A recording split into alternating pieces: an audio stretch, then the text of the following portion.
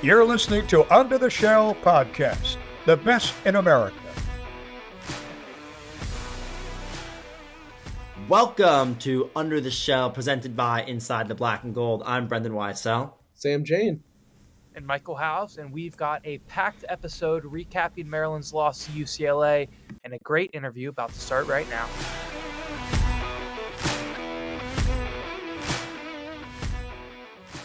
We're pleased to welcome on a guest we had on 2 years ago, making his return, Tre Watson. Thanks so much for joining us. Well, let's start with what you've been up to in the past 2 years. I know you've kind of jumped on our side a little bit into the journalism world, doing a little bit of work in the broadcast booth. Tell us what that's been like. It's been fun, man. You know, when you retire, forced or not, you got to figure out some other moves, and dabbling with high school football coaching, doing that on one end. But yeah, trying to get into the broadcasting world. Called my first game with ESPN this year, so really excited about that. Trying to get some more opportunities in that space. Worked with Big Ten Network in Chicago over the summer, so hoping that there's more opportunities like that to come. Really enjoy doing that, and it's a lot of fun. Obviously, part of that work, you have some good analysis. I think not only as a former player, but now as someone who's watching a lot of football. The past 3 games for your alumni, Maryland, has not gone, I think, the way a lot of fans expected it to. How disappointed have you been in, I guess, the second half collapses these past couple of weeks? And what do you see as the biggest issue that keeps popping up for the Terps here? Yeah, I mean, man, look, the last 3 weeks are kind of ridiculous, right? Like it's almost like that tough conundrum of, would I rather us just be mediocre and not have high expectations, or watch a team start undefeated, really have a clear path to being 7-0, but not know how to play football in the fourth quarter for 3 games in a row? So like pinpointing it on one thing, man, it's not just one thing. Like bad penalties at really, really crucial times. Not really managing the clock as well as you should. Like when you have a 20-point lead with less than 15 minutes to go, like you have a lot of options for what you can do to kind of manage that time and just get to the end, even if you're going conservative. But you almost have to try in a way to kind of blow that. So it feels like it's like you do that once, that's bad enough, but then you come back and you do it again. Didn't learn your lesson, and then a third time you have an opportunity with a lead in the fourth quarter and you still don't get it done. And it just hurts, right? It's like, man, the talent is evident in a lot of areas, and you can get them to play for 3 quarters. What is it about finishing a game? Where is the lapse? And that's the really frustrating part, and it's hard to look at, I'll tell you that. I'm not sure if you watched Coach Locksley's press conference after the UCLA loss, but he talked a little bit about not having like a victim mentality and instead viewing it of, what can I do to be better? Both him as a coach and also for his players to think about it this way. As someone who was in a locker room once, what do you think the players are feeling right now after 3 consecutive collapses in the fourth? And how do you think they're responding to Locksley's message? I mean, so unfortunately, they're not responding well enough, right? Because it happened 3 times in a row. So like the message has got to be pretty similar when it happens once and you have a massive lead, and then it happens again, and then it happens a third time. What else can you really say? And like the problem is that we do have a lot of super young, talented kids right now. So they don't know anything but what's happening to them right now. And no one around them is responding to it appropriately, or it wouldn't have happened 3 times. So I think you really do have to figure it out. Like you have to get rid of whatever it is. If you want to call it complacency, if you want to call it naivety of the situation, like it has to just be completely erased. And that starts from Coach Locks and the staff, and it's got to trickle down to some really young, hopefully really impressionable players. Because at the end of the day, like people get tired of hearing about talent. They also get tired of seeing talent, and then the very next year, that talent is somewhere else helping another team win a bunch of games. And that's all too familiar with this program. And when you have guys who are successful young, and then you have a collapse like we have right now, it's very easy for someone else with money and who's successful winning 10, 11 games to go get that one or two guys. They're looking for something else at that point. And, you dangle that shiny carrot in front of them. It's really hard to deal with. Yeah. And, I know you said it's kind of hard to pinpoint one specific issue right now. You kind of touched on it there a little bit with what Locks has to do and also some of the issues that maybe the players are going through right now. Would you say this more falls on the coaches or the players of what's happened? I mean, I think like what happens right in the college game, coaches are so much more directly intertwined because you're much more of a mentor because they are coming in 18, sometimes 17 years old. And that's the majority of our contributors right now are those kind of guys. So there is a higher burden of responsibility on the staff to figure this out. If, like I said, if it's a total switch of how we operate, if it's, hey, at the end of the third quarter, we are literally going to do something that makes no sense in reality, and we've never done it before, but we're going to get these guys locked in for the fourth quarter of football game. Because whatever we're doing in the past hasn't worked. And again, you gave away a 7-0 start, being ranked, and there's nothing that you can, justify as to why you aren't that besides 3 horrible quarters of football. So, at the end of the day, it does fall on the staff. The players have to be competitors, and young or not, they have to bring more to the table. Malik's been an excellent true freshman quarterback, but we've seen accuracy issues in the fourth quarter, a couple of decision making that, those are things, right? Like when we play so well for so long leading up to that, just finish. I just need you to finish. And that clearly is the most important part, and that's the part that this roster right now is most lacking. So you have to attack that head on. I think two of the biggest plays that happened Saturday against the Bruins were those 2 targeting calls. You had Trey Reddick in the first half get tossed for that, and then again, Jalen Husky in the fourth. Crucial penalty there to lose your starting safety. You were someone who got a targeting call in college. I saw that hit against Donovan Peoples-Jones earlier today. Number one, what did you see on those 2 plays against the Bruins Saturday? And I guess, what are your thoughts on targeting as a whole? And this is something that's happened to Maryland previously this year too with Sidney Stewart. Yeah, I mean, I didn't love him. Honestly, looking back on it, that Sidney Stewart one against Washington, it felt like that has a crazy trickle down effect because that's when really everything started to fall apart. And it just hasn't gotten any better since. Those 2 were rough. And like at least now in this age of college football, you see a much more like thorough review, and a lot of flags are getting picked up. Unfortunately, neither of those did. And I have to feel that some of mine did. I didn't get just one. Even in my 1 year at Maryland, I had 3, which is ridiculous. But I think most of mine would have gotten picked up, if not all of them, based on how the new rules are operated. But I just don't love removing players from games. Like there are some that are extremely egregious and are overtly dangerous and are uncalled for. Yeah, just like you would get disqualified for punching somebody in the face or stepping on someone. Sure, of course. But removing kids from the game because of inadvertent helmet contact or a wide receiver catches the ball and they catch them with their elbow or shoulder or whatever, I'm still not a fan of that part.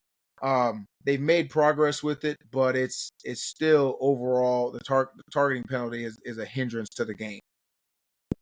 Do you think you're a little confident right now as it stands in Locksley's ability to lead the program? I mean, overall, right now, I'd say yes, and that's because, like, to be frankly honest, the success he's experienced, even though we're now kind of we were in a downturn last year, and then we started this year on a high note, and now we're back in the downturn phase a little bit.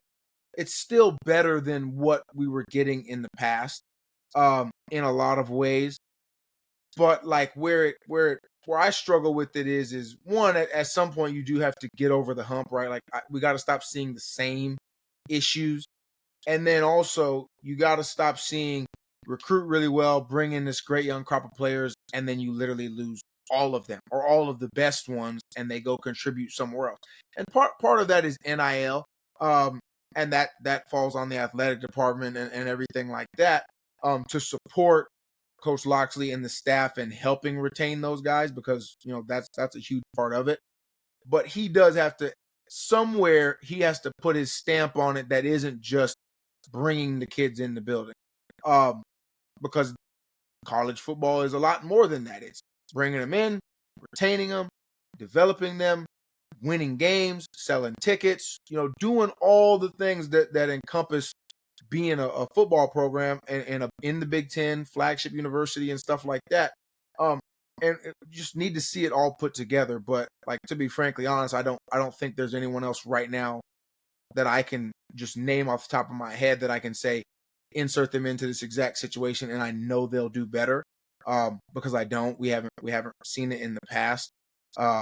So that's kind of where I'm at with that.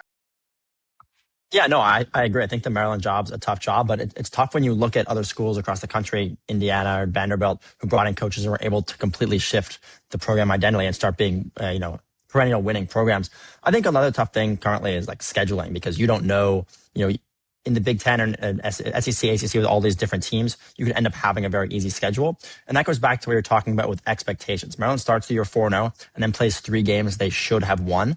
From your perspective, year over year, what would you say, if you had to put a number on it, is a successful season in terms of wins for Maryland? I mean, look, the way I look at it, until things dramatically shift, you're looking at eight wins in a season. You're happy about it. And again, that gives you some more confidence in the ability to limit roster turnover, except for extreme one-off situations, and again, be able to continue to attract talent. But like, the thing is doing it for a couple of years when we did it, it helped, but it didn't put a lot more butts in seats, which then hurts on the NIL front and the boosters and everything else.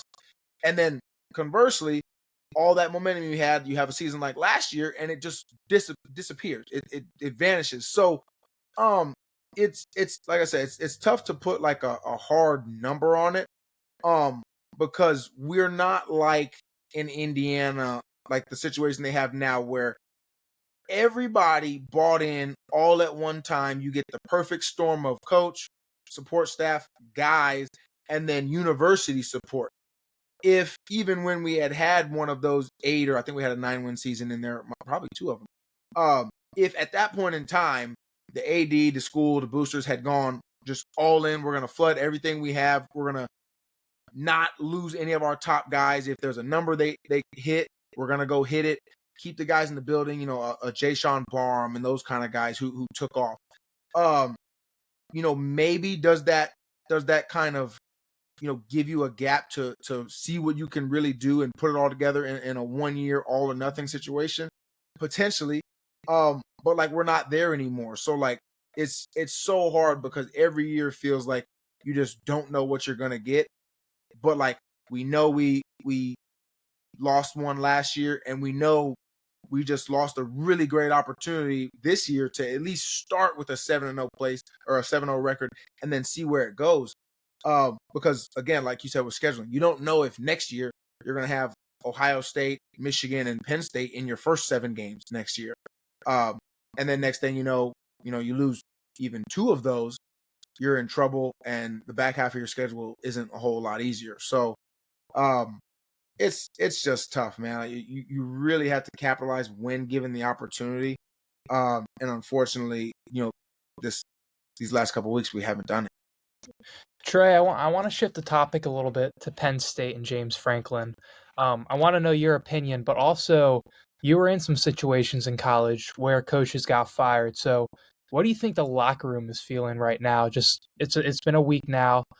Just in the aftermath of all of it, what do you think they're thinking?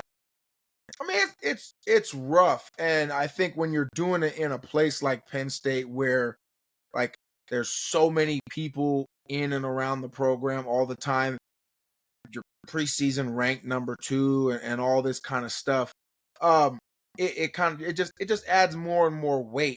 And it feels like, they felt like their season was lost when they lost 2 games in a row. then you lose 3 and you lose the only coach any of them have ever known in college. It just feels like you're starting from scratch. And half the locker room is thinking about where they're going to go next. Half the locker room is thinking about, are they going to get kicked off the team, or is their spot going to be gone when a new coach comes in? There's just so much at play, and it's kind of becomes like an every man for themselves type of situation, unfortunately. And so that makes it really hard. Like in that sense, you feel for the guys, you feel for the freshman class who just came in, and at least now they're not stuck because they can go into the portal and have an opportunity. But still, like you planned your whole high school recruiting out. I'm gonna be here with this staff and this support, and we're gonna be able to do all this and build on the last 12 years that Coach Franklin and them have put together, and then it's all gone in a blink of an eye because you lost a couple games. So it's hard all around. It's crazy to think about how just earlier this year they're in the Final Four. Now this year, James Franklin is gone. Do you think that was the correct move to make such a seismic change like that? I mean, correct. I don't necessarily.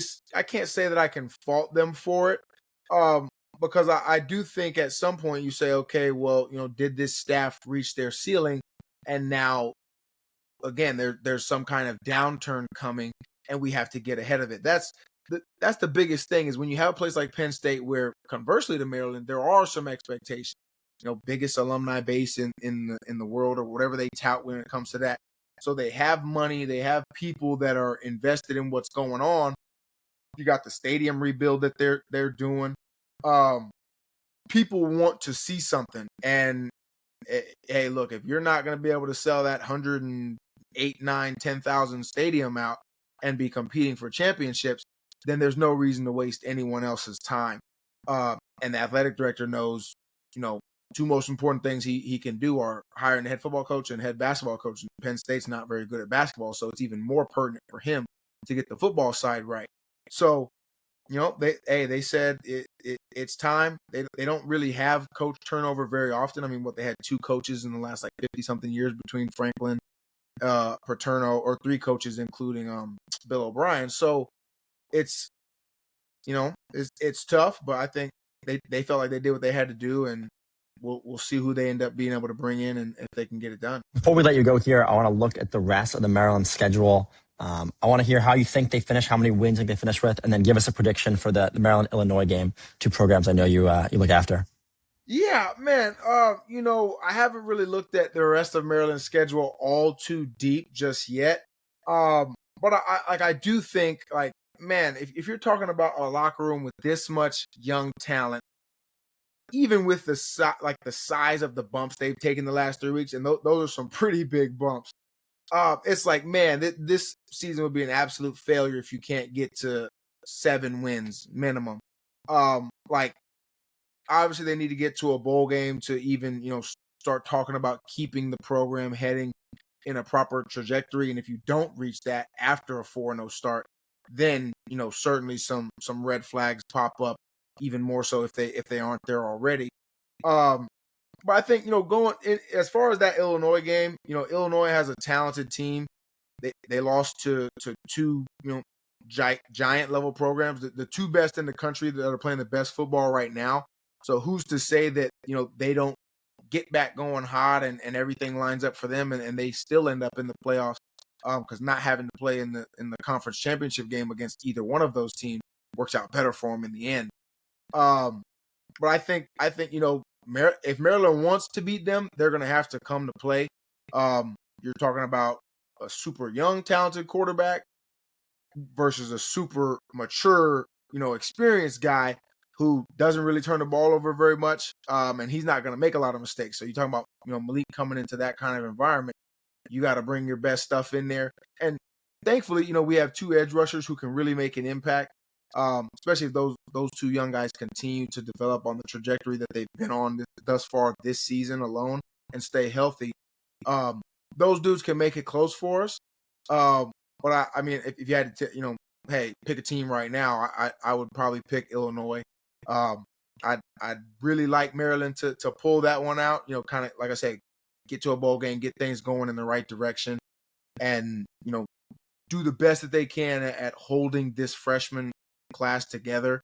Because you need to keep 80% of these contributors minimum if you want to be able to build on anything that they've done even just thus far this year. Well, we'll be looking forward to that game. I think the Illinois game and the Michigan one, I think the Terps would have a good chance to maybe pick off one of those games. We'll see what happens, though.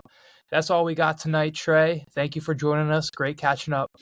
Absolutely, man. Appreciate you guys. Before we get back to the show, here's a quick word from our sponsor. The Catalyst to the Game is brought to you by Catalyst Hot Dogs. Catalyst brought the Jersey Dog to the DMV, featuring premium dry-aged Black Angus all-beef hot dogs made in Maryland, served with handmade toppings including hot onions, relish, and their signature Texas chili sauce. And don't miss their original garlic knot dogs. Catalyst always offers vegan dogs as well as gluten-free buns. Shout out gluten-free buns, because Catalyst has food for everyone. Find them in CQ Stadium in Section 14 and the Xfinity Center in Section 210.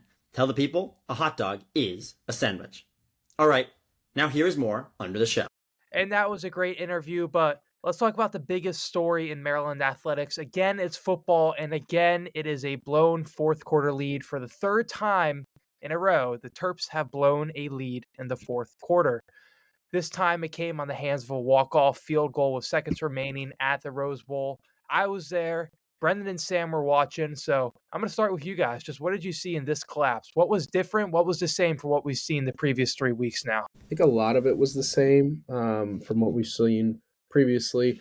I thought the defense played well up until the final drive. And I think my biggest takeaway from this game is you're starting to see the freshman part of Malik Washington show up. I think it popped up at points last week, against Nebraska. Obviously, tough throw to end the game to Dorian Fleming, but this was the worst start of his college career by far. I thought missing open receivers, never really looked like he kind of had a grasp on what UCLA was doing to him defensively. 23 for 48, 47% completion percentage. That's his season low by 5%. The other was the Wisconsin game at 53%. One touchdown, a pick, and just never really looked comfortable back there. It was his first game with a sub 100 rating. So I think that you're maybe starting to see a little bit of the freshman element of Malik Washington coming out. I think teams are getting more film on him.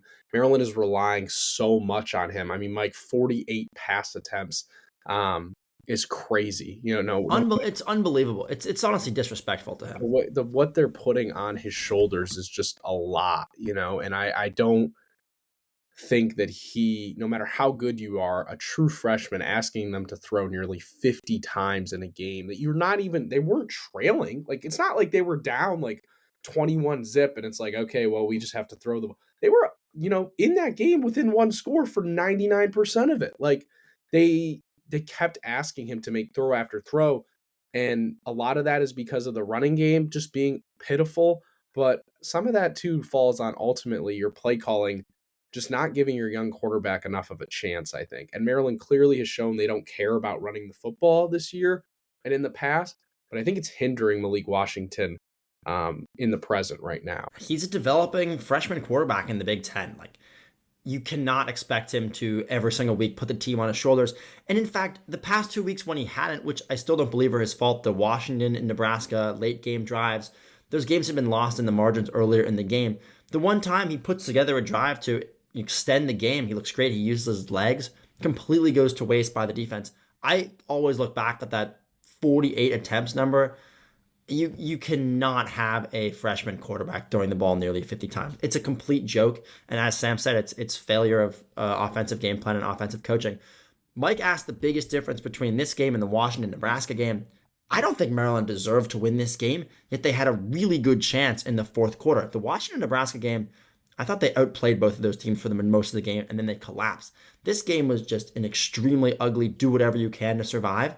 But Maryland continued to make very silly mistakes, which I honestly believe fall mostly on coaching. A lot of the targeting penalties and just going back to all the penalties, at the end of the day, they're young kids, they're playing football. Like, I believe a lot of that falls on coaching, and that's something we've seen with Locksley for so many years. I mean, I predicted it last week, but you knew it was going to be a very odd game. UCLA, I mean, they've looked good, but like they're under an interim coach, like they're playing scrappy football, and I knew it was going to be a game like that, and in a very classic Maryland fashion, they have some weird fumbles and they just aren't able to make enough plays to win the game.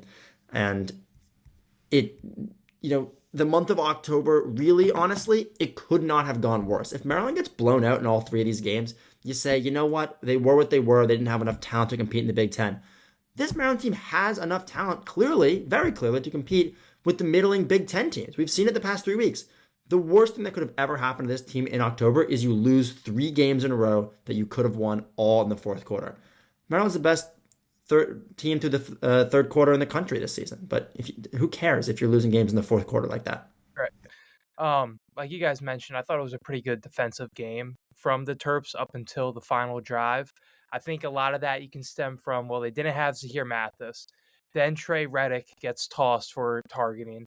Then Jalen Husky gets tossed for targeting. Those are those recurring issues under Locksley where he doesn't want to say why they're happening. He wants to say what he needs to do. That's a whole nother conversation. So I think the defense was kind of hampered by that. Plus, Wingate went down late in the game, so that didn't help defensive effort. But offensively, I think it was just a poor all-around effort. The running backs averaged less than 3 yards a carry. It's never a great sign when your quarterback is your leading rusher, and he has less than half of the attempts that your leading running back had.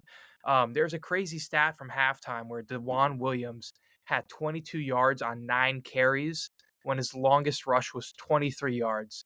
If that doesn't show how poor the Terps rushing attack is, I don't know what else can show it, but that stood out. The receivers too. I don't want to pin everything on the receivers. I do think Malik had a lot of bad throws, but again, 3 drops against the Bruins. They now have 24 on the season. That's more than they had all of last year through 12 games. Jaleel Farouk, he did have that late touchdown. I would say for most of that game, if he didn't get that touchdown, we'd be having some bad conversations about him right now. He's a drop magnet. He's not been good. Shalik Knotts had a good first quarter, had 2 catches that were over 40 yards. After that, he did nothing the rest of the game. And then again, Malik missed some throws, but I don't think the weapons around him have helped him that much too. So when you're throwing a million screen passes because your running backs can't rush the ball, and then you're missing deep shots, it's just not a good offense. Yeah, they just never looked like they got in rhythm. I will say on the positive end, I thought the defense rebounded really well. The secondary played pretty solid, I think, against a really good UCLA passing attack. So, overall, that's, I think, just kind of a game I agree with Brendan. I don't think Maryland deserved to win that game, but it's another one where you feel like they kind of let it slip away at the same time, if that makes sense. Absolutely. Like the Glasgow interception, that's an incredible play. And that's like, if Maryland wins that game, not the pick 6 and, when UCLA's back up, that's what we're talking about. And because they made plays like that, they have a chance to win the game. But getting in the red zone twice in that game, very close to the goal line, and not being able to score a touchdown, it's those classic things that make you lose a football game. Going 90-yard drive and taking 8 minutes off the clock in the first half and getting a field goal is the most deflating thing you can do. And that, at the end of the day, comes down to the fact that you can't run the ball. If you can't run the ball, you're not going to have a good red zone offense. Definitely. Because they know what you're doing on the 3-yard line. All right, well, I cooked up a little game for us here since we hit the bye week. You guys are going to put a finger up on a scale of 1 to 5 on kind of where you're at, confidence level, and depending on what the question is. So we're going to run through these really quick. On a scale, as we hit the bye week here, the scale of 1 through 5, on a scale of 1 through 5, compared to expectations, where does Maryland football sit kind of where you were baseline before the season? 5 being they've exceeded all expectations, 1 being, this has been a disaster of a season. It's obviously a smaller scale. So on 3, 2, 1. 3. Mike, put your finger up, homie. I'm at a 2. Okay. I'm at a 2. Athletically, this team I would probably say is about a 4, but coaching is at a 1 because they haven't made any jumps from the previous years. Mhm. And at the end of the day, this team has the talent to compete, but it doesn't matter if you're not winning games and if you're not putting players in positions to win games. And it's something we've seen the past 7 years. Maryland, I'm obviously alluding to it, but like it just doesn't matter if you're not able to close out games. And so that's why the expectations, I would say, are so about a 2. Next question. Where are we at on the scale of Michael Locksley confidence level moving forward? 5 being, this is the man for the job. 1 being he should be fired and not allowed back on the tarmac. Right around this point of the season. So 5, you fired. 5 he should, he's the man for the job. 1 he should be fired. All All right. 3, 2, 1. All right, Michael, you hit with this right in the middle. Where are you kind of at with Locksley? I mean, I'm not impressed by anything that's happened this year. You just lost 3 games that you should have won. At the same time, again, it's a young team, young players all across the field. They've got the number 1 player in Maryland coming in next year. I just don't think this is a year where you can do that. Like, you've got to see the growth and development of this core. Yeah. You've got to see it. Malik Walker. If they don't win another game, though, I think there's a very good chance he's gone. I don't think that they're going to lose out the rest of the schedule, though. You wouldn't have said that after the Wisconsin game, but if you've watched the last 3 games, like I don't have confidence in this team to close out a football game, honestly. Yeah.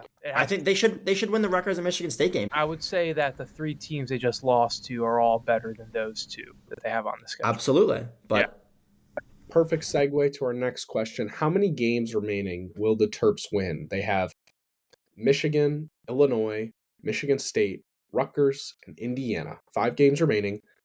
This one's pretty self-explanatory. So 3, 2, 1. Oh, okay. Michael coming in with 3, going above, I think, what me and Brendan would expect, which is Michigan State and Rutgers. Who is the 3rd team that the Terps will pick off in your eyes?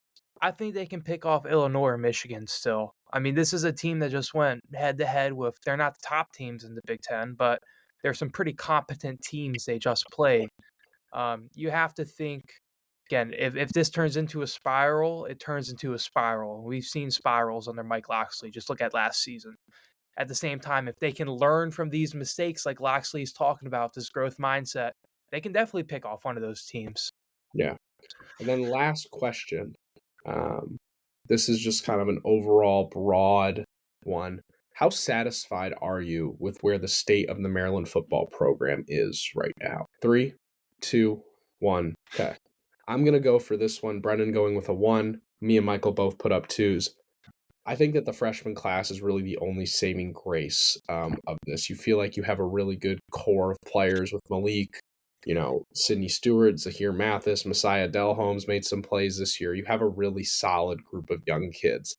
On the other hand, I don't think that this program is in a place where you feel confident about them turning that young core into legitimate, tangible results in the Big Ten.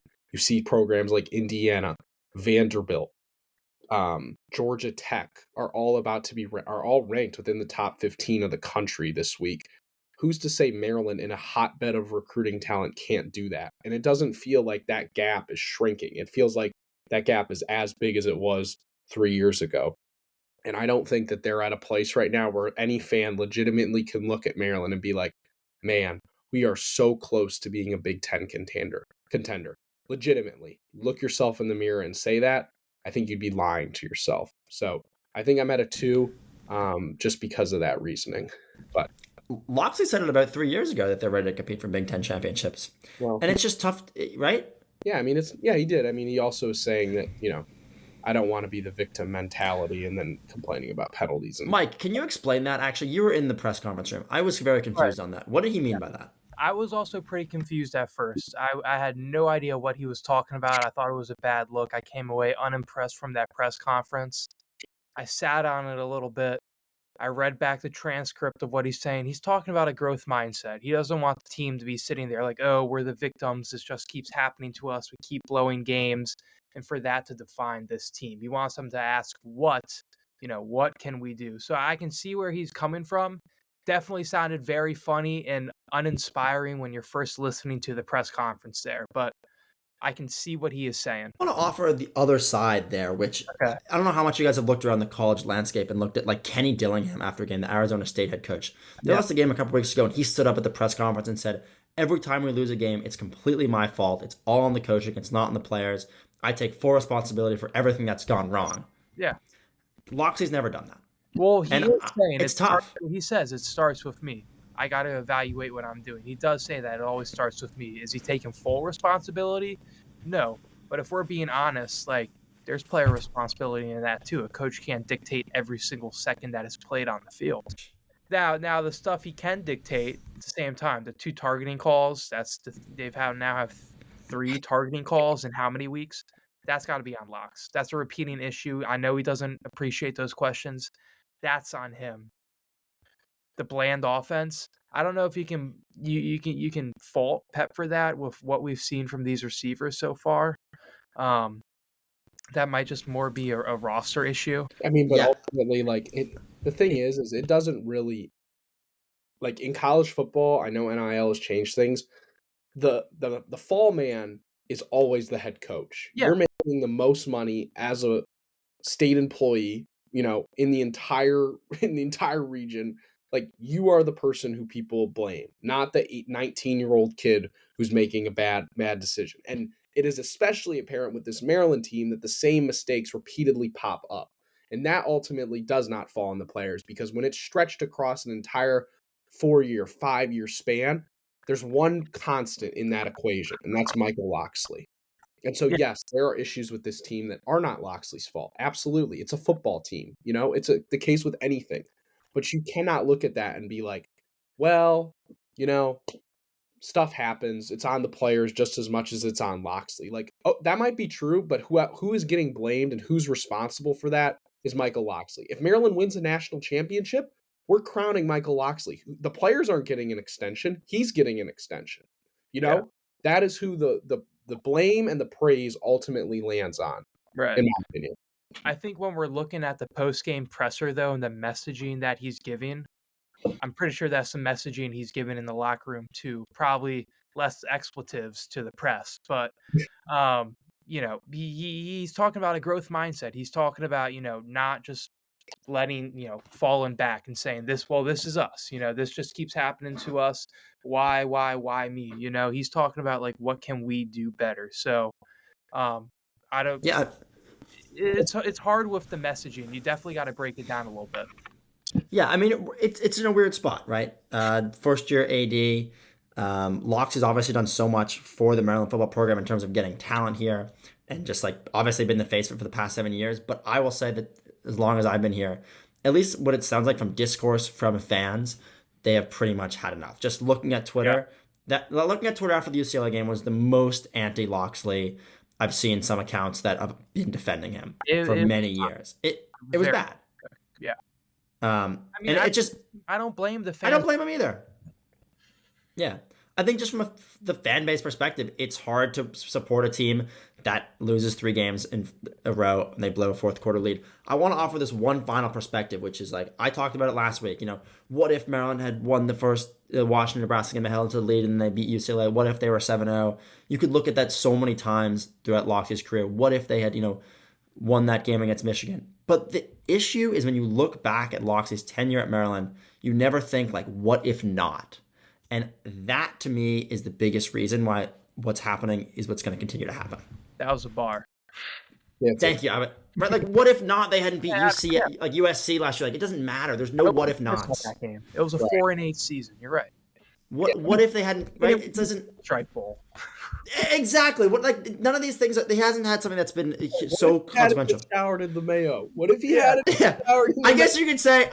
What if they hadn't got Malik Washington, and what if he didn't have the number 1 recruit in the country signed for next year? Yeah. Those are the things you can look at. But those are all off the field. Like, no one cares. Like, ultimately, yes, it's great, and yes, it, like, gets fan interest, but nobody cares at the end of the day. Like, if Zylan Ely comes in next year and Maryland goes 5-7, no one is going to give a shit. Like, you're going to look at it and be if like, that happens, I think Locksley's gone and this entire core is gone. Yeah. probably. But it's the James Franklin thing where Penn State decided like the recruits they have in the next couple of years don't matter because they're done being they're done being where they are. Like they want to be better. Historical program. All right, well, we don't need to rehash James Franklin. We talked about it in the past. Good combo. We'll be sure to be talking plenty of lots. We could talk about this for 10 hours. So I agree. We'll get off the topic and move to a more successful team. Men's soccer, huge game coming up this week. Playing Indiana on Friday. Brendan, they had a good week, but I want to kind of turn the page because they're now sitting within the top 5 of the country with a massive, massive game against the Hoosiers on Friday. A win against Indiana at home at Ludwig Field. I would imagine probably you're going to get the best environment they've had all season, right? What would that mean for not only the Big Ten chase, but potentially putting them in the national championship contention line for you? Yeah, so it's in a bit of a weird spot. So Indiana's ranked pretty highly in the country, but Maryland currently sits second in the Big Ten with 17 points. Washington is at 18. This game is huge because they got to pick up points, but the really big game is going to be the Washington game on the 31st, just because of where they both are on the table. I mean, Maryland only has 3 Big Ten games left. The winner of the Washington game is likely going to be the team that takes the thing first, though. You can't lose to Indiana. If you can't lose to Indiana, a tie is fine, is what you're saying. A tie is fine. This is going to be a great game. Indiana's looked great all year, and depending on where you look at the rankings, the committee rankings had Indiana very, very, very high. So I believe the committee rankings had Indiana at 5 and Maryland at 6. So I mean, a top 6 matchup in the country. AP different rankings and different things, but coaches rankings. But if you look at the D1 committee rankings, who end up doing the playoff, they see us the top 6 matchup in the country. Indiana hasn't looked as good in the Big Ten. I mean, at the end of the day, has them at 4. So yeah, they're clearly very good. They have been. I would expect Ludwig to be going insane. But if we see what we've seen from this Maryland team all year, where they're able to control possession and generate chances, they're going to have a very good chance to win this game. Lauren Mack has obviously been playing very well, had a solid outing against Ohio State when Maryland had a shutout there last weekend. I mean, I think the way I've seen Maryland play this whole year, they have not ever looked, at least treated themselves as the underdog. And I think they're going to continue to do that in the Indiana game and give themselves a very good chance to win or draw that game. If they lose at the end of the day, it's not the end of the world, but this is a game for the Big Ten title chase. If they win that game, they could even lose to Washington and still win the Big Ten. In terms of the country, I mean, if they win this game, there's a very good chance they go undefeated in the regular season. For sure. No football this week, so we're making this our game of the week. Let's do picks for Maryland, Indiana on Friday at Ludwig Field. I will start us off. I'm going to take the Terps. I think that this is going to be a pretty raucous environment. I've heard people on campus talking about this game, and you almost never hear people chatting about... Well, they're not talking about football. Yeah, exactly. I think they're going to rise to the moment. Indiana and them have had a really good series. Our entire college career, it feels like they've gone back and forth. So I'm going to take the Terps 2-1 on a late goal by... Let's go in GK with a big goal. I like that. That's a good prediction. What do you got? Mike? I'm going to take the Terps 4-2. And like Sam said, I'm excited for the environment to see how the turnout is. Saw a lot of funny social media posts Saturday night of people saying they're officially Maryland men's soccer fans after the UCLA loss. So better back that up. Yeah, I mean, if you look at what teams right now have the best chance to win the national championship in the next year, it's men's soccer and lacrosse. So I don't fault, I guess women's basketball too. I don't fault people for on Twitter making that switch to men's soccer. One of the best teams in the country, one of the best teams Sasha's had in a while. I think this game ends in a draw, 1-1. Both teams score in the first half, actually, and then pretty defensive second half. But yeah, it's definitely the game of the week, and one that's definitely going to be getting a lot of love in the soccer world. Hell of a match. I can't wait to watch it. Let's move on to women's soccer really quick. Same thing, different week. They're eliminated from postseason contention officially. Really quick, really puzzling decision by Marciano. They were actually beating Ohio State in their game at halftime, and then he decided to yank goalkeeper Faith Lucky. They then proceeded to allow 3 goals and lost to the Buckeyes 3-1. Just messing around. He said after the game that it was just kind of like a predetermined plan. With the season loss, I get it, but I'm not sure it mattered, honestly. I mean, like, it mattered in the sense that Lucky was playing so well, but they had Ohio State had 25 total shots, 12 on net. Like, yeah, but that's been it's a math game at that point. Yeah, that's fair. I just think the optics of it aren't great. Like, you put in a kid, they're terrible. Yeah, put in a kid who like is in their first college action, and then they gave up 3 goals, and you lose a Big Ten game. You got a lead at halftime, which hasn't been the case normally. It's tough. She also made 8 saves. Like, it's a numbers game. Like, your defense can't allow that many shots. But yeah, it's a bad look. It's a fair point.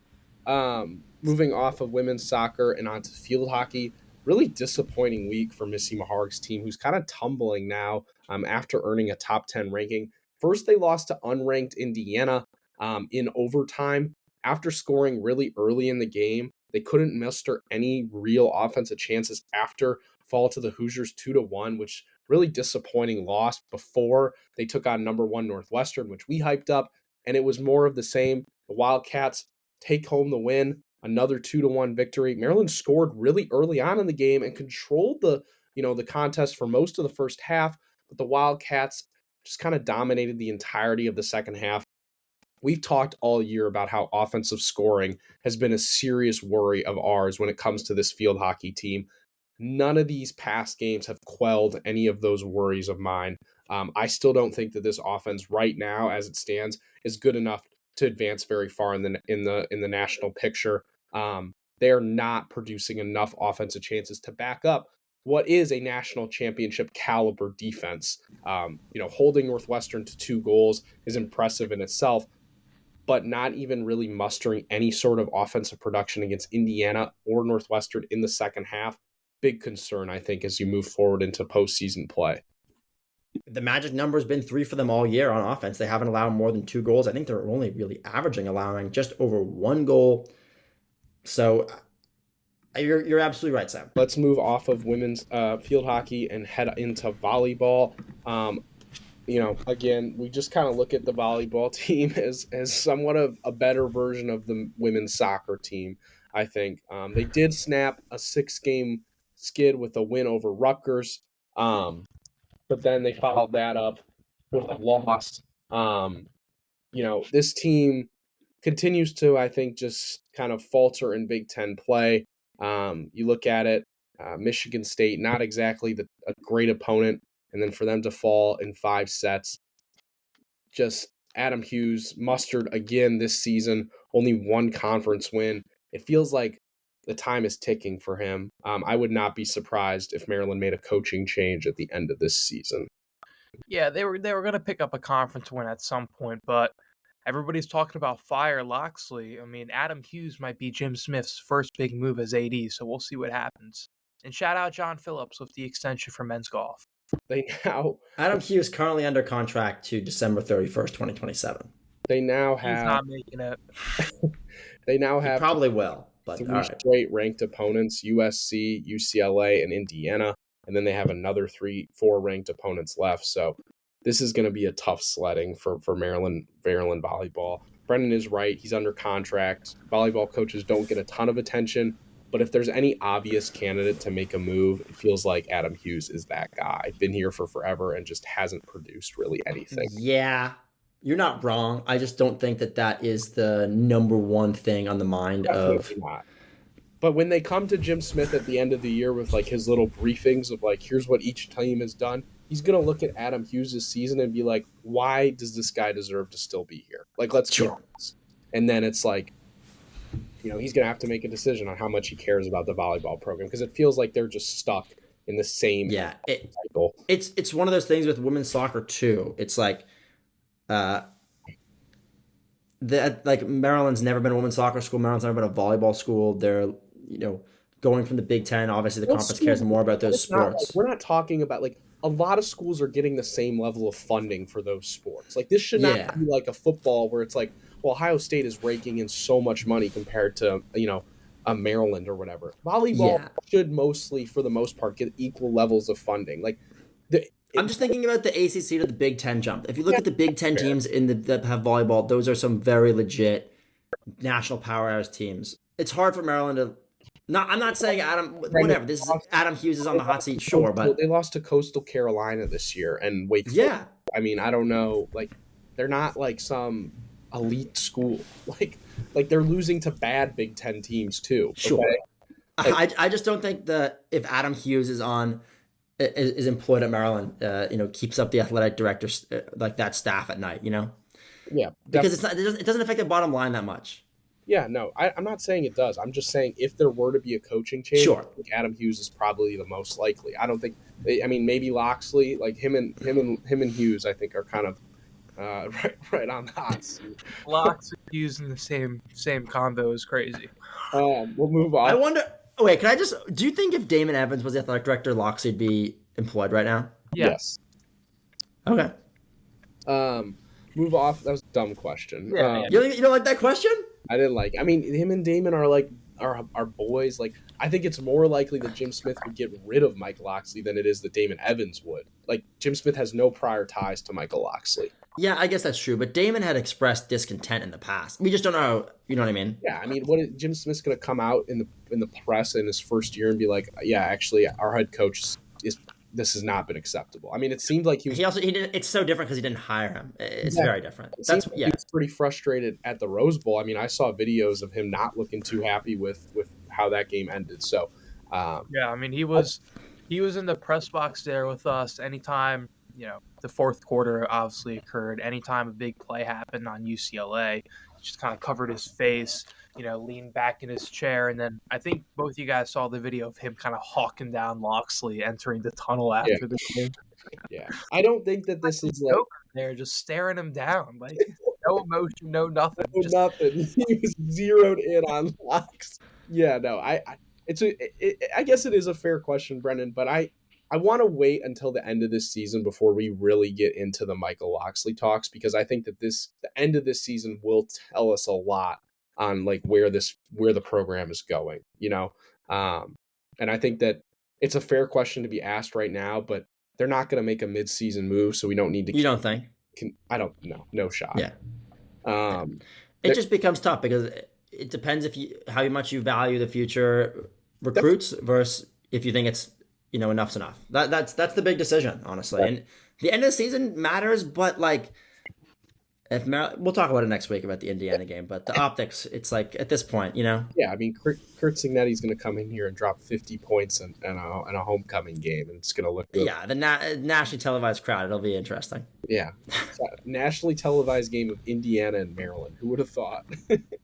I would have thought that the network. I would have thought all the other schools maybe had like an Amazon Web Service power outage. I don't even know. Exactly. Well, Maryland doesn't play this week, so we'll be giving just our college football picks. I'll start us off. I had a brutal week, really bad beat. Georgia wins by 8 points. The line was 7.5, and then USC lost by 7 points or 8 points, and the line was a half point below that too. Sam Houston State got their shit rocked, so that was a terrible bet. But I told you that was a bad pick. I went 12. I'm 12-12 now on the year. I'll start us off. Give me Washington -4.5 against Illinois. I actually agree with Mike. I think if Maryland were to pick a team off, I don't love Illinois. I think they're kind of mid. Give me the Huskies. I'm going to take Alabama -12.5 against SC, and then end it off with Stanford +30.5 against Miami. Carson Beck stinks, so give me the trees. All right, 30.5. What a pick. Carson Beck looked awful. Mike, what do you have? I'm going to take Ole Miss rebounding off of their loss to Georgia. They're 4.5-point dogs at Oklahoma. I like that line. I'm also going to I like Nebraska, 7.5-point favorites over Northwestern. And then to close this out, I like Alabama, 11.5 points over South Carolina. Where are you getting these lines? It's 12.5, homie. 12.5. It's 12.5. I'm looking at DraftKings right now. I got it pulled up right now, buddy. Trying to skip. Well, Sam had 12.5, so we'll give you 12.5 there. All right, we'll go 12.5. Brendan, all right. +4 for Ole Miss, so we're changing that to +4.5. Yeah, well, Mike with some sloppy research on his picks this week. Looking at it right now. I had some great picks last week. I went to the very famous 3-0. Yeah, I'm at the top of the standings again. I was at the Georgia game. Very glad I decided to go to that. Maybe instead of out to the Rose Bowl. But crazy environment in Sanford Stadium, and Georgia covered, which is all that matters, in a very hilarious fashion. But Ole Miss plus 4.5 against Oklahoma. Start these picks off this week's. Mike obviously just took that. Indiana minus 24.5 against UCLA. UCLA coming out off of a brutal game against Maryland where they barely squeaked out a win. I don't think UCLA is good at all from what I watched. Yeah, and then UVA minus 10 against UNC. That line makes no sense. UVA has been very solid, top 20 team in the country, and I'm not sure UNC knows how to get a first down. So, really quick before you get to Terrific Terp, you mentioned the Rose Bowl. Mike, can you give us a 30-second recap of what the vibes were in Pasadena? Just take us through your day covering the game and what the Rose Bowl was like. Oh, man. I mean, California was an amazing trip. We woke up early that morning, got some breakfast, and then took a hike in the Pasadena Mountains. We went to this one called Mount Wilson. Amazing views. Then we went to the Rose Bowl. Again, mountains all over the place. So if you're at the top of the Rose Bowl, looking towards the mountains, you can see them. If you're sitting in the press box, you can also see the mountains over the stadium. So when that sun started to set and at halftime in the third quarter, the view was absolutely immaculate. The vibes there, honestly, pretty positive vibes. I was surprised. I mean, they had a plane flying over the stadium saying to fire the AD pregame. So that was pretty surprising, pretty funny to see. But it seemed like the Bruins fans are a little more cheerful after the recent weeks. There's a small group of Maryland fans sitting in one section. I assume was a lot of families who traveled by. But yeah, overall, super fun experience at the Rose Bowl. Always great when you can be in a historical stadium like that. Coolest stadium you've ever been in? Absolutely, by far. Quick follow-up. How does the view from the press box of Denton Hall compare to the mountains? Yeah. The Rose Bowl clears. The Rose Clears? Bowl. All right. I just thought I'd ask. Absolutely. Did you get any? Did you take it in? Like, was there any moment where you're kind of like, damn, like I'm really doing this? Yeah, I picked some grass up. Post game, I snagged a piece of grass. That's cool. Wow. That I then left at the I might be calling the UCLA grounds crew. I love that. That could be a terrific Terp. Find him in the future, but for now, we're gonna stick. That might be a future guest, honestly. The turf looked great from TV. We're sticking with a more recent alumni of Maryland for this week's terrific Terp. Brendan, take it away with Josh. Oh, absolutely. I was going off of the importance for men's soccer this week. I thought I'd throw it back to a pretty notable guy. This week's Terrific Terp was the star of the men's soccer program when the three of us got onto campus back in 2022. That is this week's Terrific Terp, as Sam said, Joshua Balma. Balma was born in Ghana and played for their youth national team, but then made his way to Connecticut for his high school soccer career. He played at South Kent High School, where he led the team offensively to a 63-3-5 record. While he was there, they won a high school national championship. Sasha recruited him to the Terps, and he got off to a great start his freshman year. Kind of. He enrolled early in 2020 while the team was playing that odd spring 2020 COVID season, so he was not eligible to play. When he finally got onto the field for his regular freshman year, where he was actually able to compete, his attacking skills were put to the test, and boy did they pay off.